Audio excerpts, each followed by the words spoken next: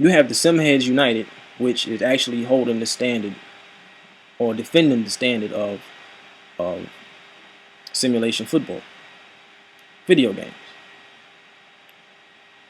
Okay, then you have the Sim Standard, right?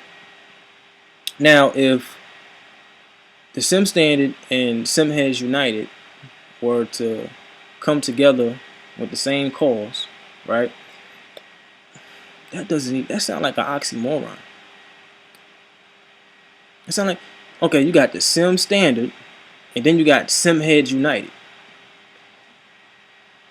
All right. Anyway, if they was to come together, if they was to come together and speak on the same cause, that just don't sound right saying that shit. Okay. That shit really doesn't sound. Alright, anyway, if they was to come together, alright, and speak on the same cause against the same company, okay, that would make a hell of a difference. I'm gonna tell you why. You already know why, but I'm gonna tell you why. Because it's like the snowball effect, right? You know, you got certain people that's following the SimHeadsUnited, and then you have a certain amount of people that's following the Sim Standard. Regardless of how many there are, it's still enough people. One person is enough to start a movement. One person is enough to make a stance. Really, if they come together and draw the attention of other people who may feel the same way, or help people realize what they've been feeling, then they'll become a part of the community and speak out as well. Now, what we don't have, and I said we, is the strategy of how to go about it. We've tried different things. I mean, I've tried a couple things. I've even tried going to look. First of all, before I say this, I know it's a game, but it's the principle in it. Alright? It's the principle. Alright? First of all, it's not just a game to me.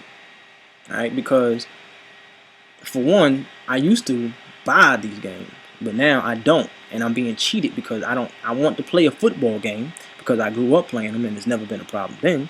But now all of a sudden, nobody's making any football games except one company, and the company that's making the football games isn't making the football games at the standard that they have, that they should, and that they probably could.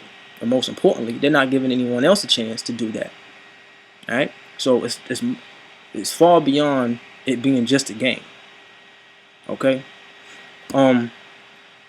There's principles in it, you know. And I've even went to as far as writing a letter to the President of the United States concerning this matter. And from my understanding, the letters that I write don't go straight to him. Cool. I didn't put that up on. I didn't want to put that on YouTube.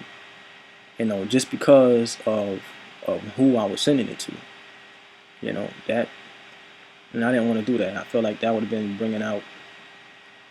It kind of would have changed the idea or the idea of, you know, what I was doing. You know, at least in my head. At least in my head.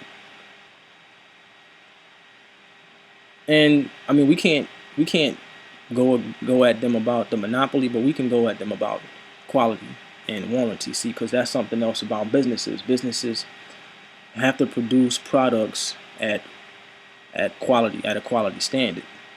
And if they don't, then they're entitled to a refund. They're entitled to a refund, some kind of reimbursement. All right. That's just the business law. And I'm also gonna give y'all a link, you know, to give y'all a better idea of business law. You know, it's that's something else that businesses, you know, have to do. And EA has not been producing anything at quality standard. So we as the customer or consumer have the power to bankrupt or shut down or prevent or stop or end any business. You know, because we are what makes the business. Period, point blank.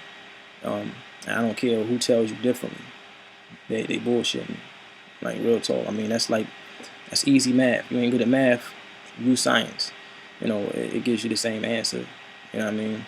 And the problem that I see, the problem that's been the problem that has become now is us versus us, rather. Sound like some real nigga shit though.